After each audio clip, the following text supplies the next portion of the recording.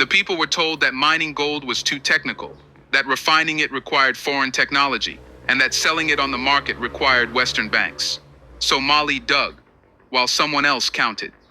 By the time the 21st century arrived, over 80% of Mali's gold mines were owned by foreign companies, with multi-decade contracts signed under pressure, corruption, or desperation.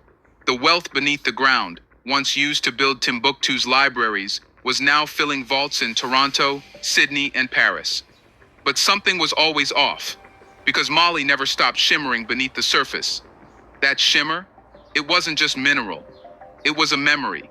A memory of a time when Malians didn't need permission to be powerful. And it's this memory that Goïta's rise has reawakened. Not through nostalgia, but through action. The moment Mali's transitional government began challenging those mining contracts, the West didn't just panic about economics, they panicked about control. Because the gold wasn't just valuable, it was symbolic. And whoever owns it doesn't just own the metal, they own the story. Which leads us to one unsettling question. Why is Assimi Goïta treating this gold like a war zone? Because it is one. To most of the world, gold is just a commodity.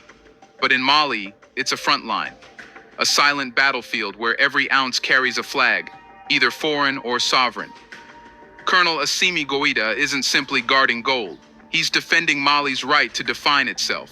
And that makes the mines more volatile than the Sahel's desert winds. Goïta understands something the West underestimated. Gold is political. It funds governments, strengthens currencies, and buys silence. For decades, Mali's gold was weaponized against it, used to prop up foreign economies while Mali remained locked in developing status. Every ton of gold that was left without reinvestment was an economic wound. Every royalty capped at 6% was a mockery of sovereignty. When Goïta seized power in 2021, many in the West dismissed him as another power-hungry soldier. But that was a mistake. Because while they watched his military moves, they missed his economic blueprint. His real battlefield wasn't just political, it was financial.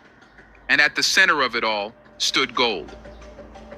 Within months, Goïta's government began auditing mining contracts signed under previous administrations.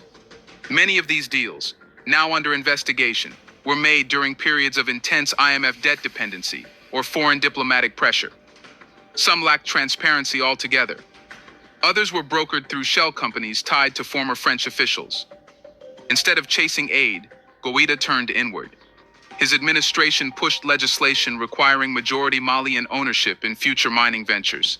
He demanded in-country refining, threatening to revoke licenses from firms that refused. And perhaps most provocatively, he backed local geological surveys to reduce reliance on foreign assessments, essentially questioning the very data that justifies foreign profits. This shift sent a chill through global investors. Mali was no longer an open vault. It had become a sovereign gatekeeper, a protector of wealth with a historical consciousness. And Goïta wasn't alone. He forged deeper ties with neighboring Sahel states, Niger, Burkina Faso, leaders equally tired of the extractive economic model. Together they discussed forming a regional resource bloc, leveraging their gold, uranium, and rare earths, not as export items but as bargaining chips. These moves didn't go unnoticed. Western diplomats issued quiet warnings. Ratings agencies threatened downgrades. Think tanks accused Goïta of economic nationalism. But on Malian soil, something else was happening: confidence. Villages near mines began seeing infrastructure. Local workers received training.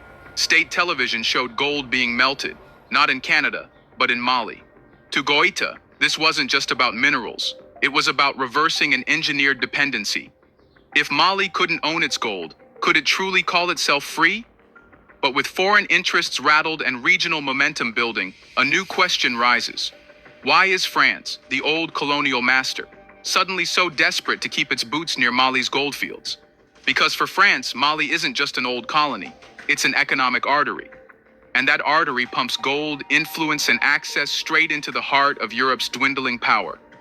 Let's pause for a second to say,